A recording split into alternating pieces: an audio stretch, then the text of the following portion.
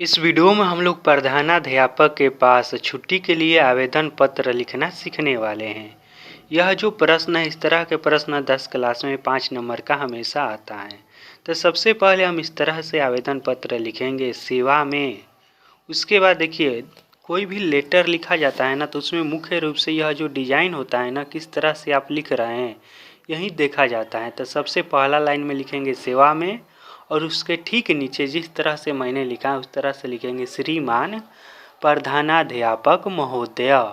इस तरह से लिख देंगे क्या, तो सेवा में श्रीमान प्रधानाध्यापक या प्रधानाचार्य महोदय, इस तरह से। और हाँ देखिए, कोई भी लेटर आपसे क्यों लिखवाना चाहता है, इसलिए लिखवाना चाहता है कि वह देखना चाहता है कि आप जिस तरह से लेटर, उसका लिखने का नियम है, क्या आप उस नियम में लिख पाते हैं या नहीं। अब देखिए, इतना लिखने के बाद आपको लिखना है अपने विद्यालय का नाम, जो भी आपका विद्यालय है। तो आप इस तरह से लिख सकते हैं उच्च विद्यालय, जो भी आपका है उसका पूरा नाम आप इस तरह से लिखेंगे। जैसे कि मैंने लिखा है उच्च विद्यालय बक्सर। उसके बाद देखिए, तीसरा नंबर पर नहीं, चौथा नंबर पर आप लिखेंगे विषय, कि आप किस लिए यह पत्र लिख रहे हैं। तब विषय में आप लिख देंगे छुट्टी हेतु या फिर आवश्यक छुट्टी हेतु, इस तरह से आप लिख सकते हैं। या फिर आप फीस माफ़ करवाने के लिख रहे हैं तो फीस माफ़ करवाने हेतु, या फिर आप जिस भी टॉपिक के लिए लिख रहे हैं वहाँ पर विषय में लिखिएगा। उसके बाद देखिए, एक लाइन छोड़कर इस तरह से लिखिएगा महाशय। देखिए, जिस डिजाइन में मैं लिख रहा हूँ इस तरह से आप लिखेंगे ना, तो आपको पक्का 5 नंबर मिल जाएगा। उसके बाद लिखिएगा महाशय के नीचे फिर से लिखिएगा सविनय निवेदन है कि, इस तरह से लाइन छोड़कर, और जहाँ पर मैं कम्मा दे रहा हूँ वहाँ पर सेम टू सेम आपको इसी तरह से लिखना है अपने बात को।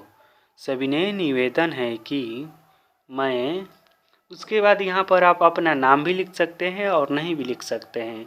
तो नाम लिखना होगा तो आप अपना नाम लिखकर लिखिएगा, और नहीं तो इस तरह से भी लिख सकते हैं। बहुत अच्छा है कि मैं कक्षा 10वीं, या फिर आप जिस भी क्लास में हैं उसका लिख दीजिएगा कि छात्र हूँ या फिर छात्रा हूँ, आप जो हैं अपने अनुसार लिख दीजिएगा। उसके बाद लिखिएगा छुट्टी के लिए है ना, तो मैं इस पर लिख रहा हूँ कि मेरे घर पर आप जिस भी कारण के लिए छुट्टी मांगना चाहते हैं, आप अपने मन से कोई भी कारण यहाँ पर लिख सकते हैं।